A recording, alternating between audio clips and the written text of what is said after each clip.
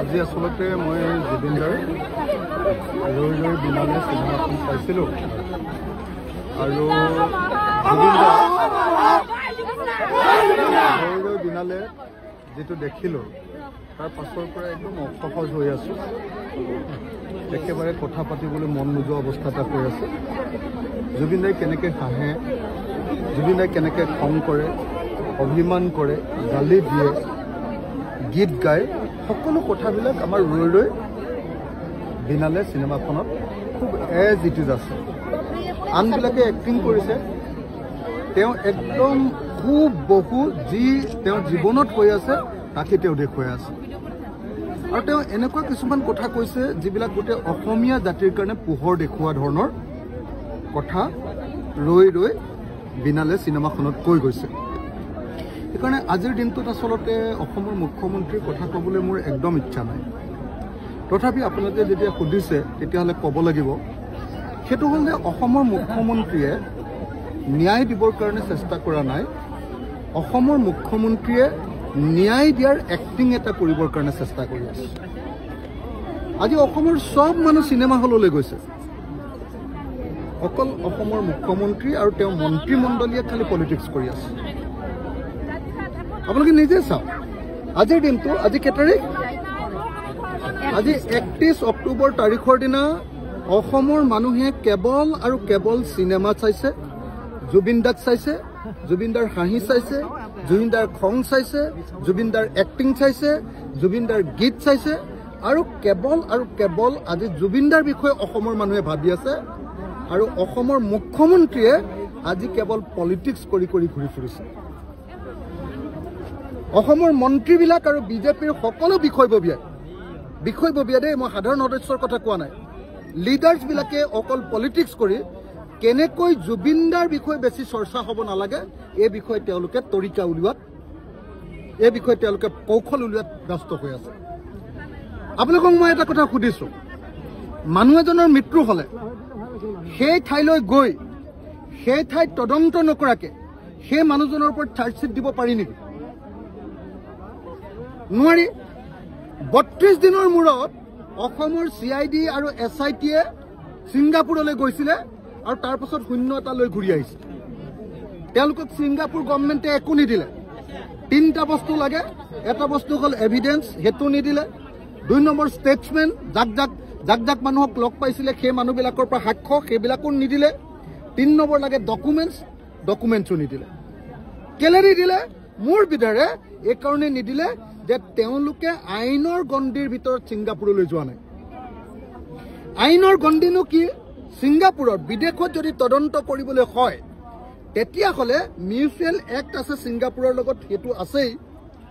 লগতে এক্সট্ৰাডিশ্যন এক্ট 1962 আছে বিদেশৰ পৰা মানুহ ধৰি আনিবৰ কাৰণে কিন্তু আটাইতকৈ গুৰুত্বপূৰ্ণ এক্টখন আছে BNSS 2023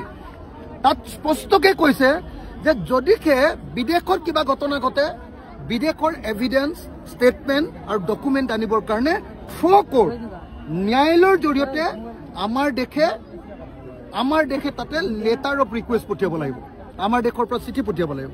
সেইটো নপঠিওৱাকে কোন ন্যায়ালয়ে আপোনালোকে চিঠি পঠিওৱা শুনিছে নেকি ন্যায়ালয়ৰ অৰ্ডাৰ লৈ গৈছে নেকি পুলিচ নাই যোৱা কি কৰি গৈছে তেওঁলোকে ডাইৰেক্টলি গৈছে যাৰ ফলস্বৰূপে ছিংগাপুৰে তেওঁলোকক সহযোগিতা কৰা নাই কিন্তু যদি ন্যায়ালয়ৰ অৰ্ডাৰ লৈ গ'লেহেঁতেন ছিংগাপুৰ গভৰ্ণমেণ্টে আমাক সহযোগিতা কৰিবলৈ বাধ্য হ'লহেঁতেন ষ্টেটমেণ্ট ৰেকৰ্ডিং কৰাত সহযোগিতা কৰিবলৈ বাধ্য হ'লহেঁতেন এভিডেন্স কালেকশ্যন কৰাত সহযোগিতা কৰিবলৈ বাধ্য হ'লহেঁতেন আৰু ডকুমেণ্ট কালেকশ্যন কৰাত সহযোগিতা কৰিবলৈ বাধ্য হ'লহেঁতেন কিন্তু এইটো নকৰি এতিয়া 17 তাৰিখ কৈছে ন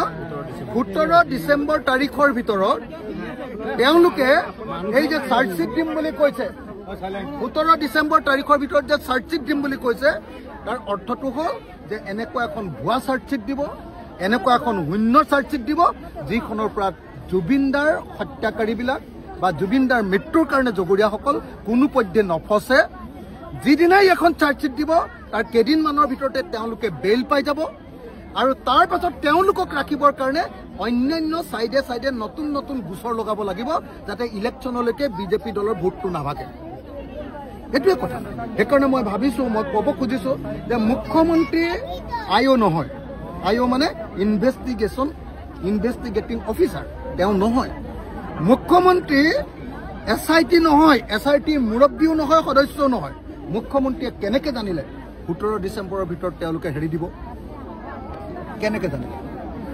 অৰ্থাৎ ৰাজনৈতিকভাৱে তেওঁলোকক প্ৰভাৱিত কৰি থকা হৈছে ৰাজনৈতিকভাৱে প্ৰভাৱিত কৰি থকা হৈছে আৰু ৰাজনৈতিক প্ৰভাৱমুক্ত নহ'লে কেতিয়াও জুবিন দাই ন্যায় পাব নোৱাৰে আজি এই গোটেই আপোনাৰ ছিংগাপুৰৰ অনুষ্ঠানটো পাতিছিলে পবিত্ৰ মাৰ্ঘেৰিটাৰ ডিপাৰ্টমেণ্ট এক্সটাৰ্নেল এফেয়াৰ্ছ মিনিষ্ট্ৰীয়ে এতিয়া পবিত্ৰ মাৰ্ঘেৰিটাক এতিয়ালৈকে একবাৰৰ কাৰণে তালৈ মতা নাই আপোনালোকে যদি চাই ৰিপৰ্টবিলাক চাই তাত লিখা আছে যে জুবিন দাৰ মৃত্যুৰ সময়ত তেওঁৰ ভিতৰত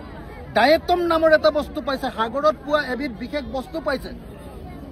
সেই ডায়েটমটো সেই সাগৰৰ লগত মিলা ডায়েটম হয়নে নাই তাৰ তথ্য সংগ্ৰহ কৰিবৰ কাৰণে কিবা ব্যৱস্থা কৰিছেনে সেইটো নকৰাকৈ কেনেকৈ চাৰ্জশ্বিট দিব অথচ এতিয়ালৈকে ছিংগাপুৰ গভৰ্ণমেণ্টে একো এভিডেঞ্চেই দিয়া নাই CCTVৰ ফুটেজটোও দিয়া নাই ডকুমেণ্টছ এটাও দিয়া নাই ষ্টেটমেণ্ট এটা লিপিবদ্ধ কৰিবলৈ দিয়া নাই সেইকাৰণে মই স্পষ্টকৈ কৈছোঁ যে হিমন্ত বিশ্ব শৰ্মাই আমাক ন্যায় দিব খোজা নাই হিমন্ত বিশ্ব শৰ্মাই জুবিন দাৰ কেছটো থাপি থুপি থ'ব খুজিছে আৰু ৰাজনীতি কৰি আছে সেইকাৰণে হিমন্ত বিশ্ব শৰ্মাক মই স্পষ্টকৈ জনাইছোঁ যে মুখ্যমন্ত্ৰী ডাঙৰীয়া আপোনাৰ এজন বিধায়ক হিচাপে আপোনাৰ বিধানসভাৰ এজন বিধায়ক হিচাপে আপোনাৰ এই ন্যায়ৰ ওপৰত মোৰ অলপো ভৰসা নাই সেইকাৰণে যদি আপোনাৰ দম আছে মোৰ লগত এবাৰ বিতৰ্ক কৰক আপোনাৰ টিভি নিউজ লাইভত বিতৰ্ক কৰক যে আপুনি যিটো তদন্ত কৰোৱাই আছে এই তদন্ত যে ভেকু ভাওনা মই আপোনাক প্ৰমাণিত কৰিম